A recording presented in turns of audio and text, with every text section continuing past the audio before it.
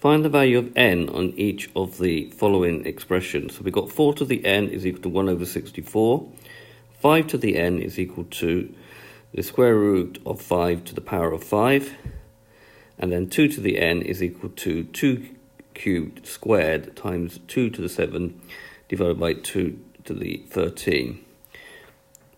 Okay, so we need to use the rules of indices. However, the object here is to try and make the base the same. So what I'm saying here, you need a 4 on this side and this to be a 4 on this side. So the trick here is to realize that 64 is 4 cubed. So rewrite it as 4 to the n is equal to 1 over 4 cubed. Now we need to apply a rule of indices. So you need to learn the rules of indices. So we've got 1 over a to the n is a to the minus n. It's normally written a to the minus n is equal to 1 over a to the n. So what we do is we rewrite this now as 4 to the minus 3. Now what we've done here, we've now made the base the same, i.e. 4. And because the base is the same, if you raise this to a power, it must be the same as raising this to a power, so n must just be equal to minus 3. And that is the trick for solving equations like this. So if we've got 5 to the n is equal to the square root of 5 to the power of 5, so we know from our rules of indices that the square root of a is equal to a to the half. So we've got 5 to the n is 5 to the power of a half to the power of 5. So we've got a to the m to the n is equal to a to the mn. So basically here we just need to multiply the powers together. So we've got 5 to the n is equal to 5 to the half times 5.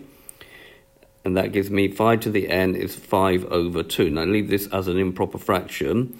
We've now got the same base, i.e. 5 on both sides. So therefore n must be equal to 5 over 2, because both sides have to be the same amount for them to be equal.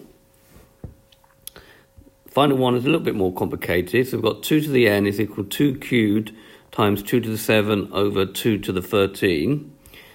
So 2 to the n. So here applying the rule a to the m to the n is equal to a to the mn. So we can multiply 3 times 2. So we've got 2 to the power of 3 times 2. And then here we can use the idea that a to the m over a to the n is equal to a to the m minus n. We subtract the powers. So we're going to have 2 to the 7 minus 13, which is equal to 2 to the n is equal to 2 to the 6, which is 2 to the 7 minus 13, which is 2 to the minus 5. Now we're multiplying two numbers here that have the same base, so we use the rule a to the m times a to the n is equal to a to the m plus n. So 2 to the n is going to be equal to 2 to the 6 plus minus 5, which gives me 2 to the n. 6 plus minus 5 is 1. So we've got the same base, and therefore n must be equal to 1. So this has been a video to show you how to solve equations by making the base the same. I hope you've understood, and I thank you very much for watching.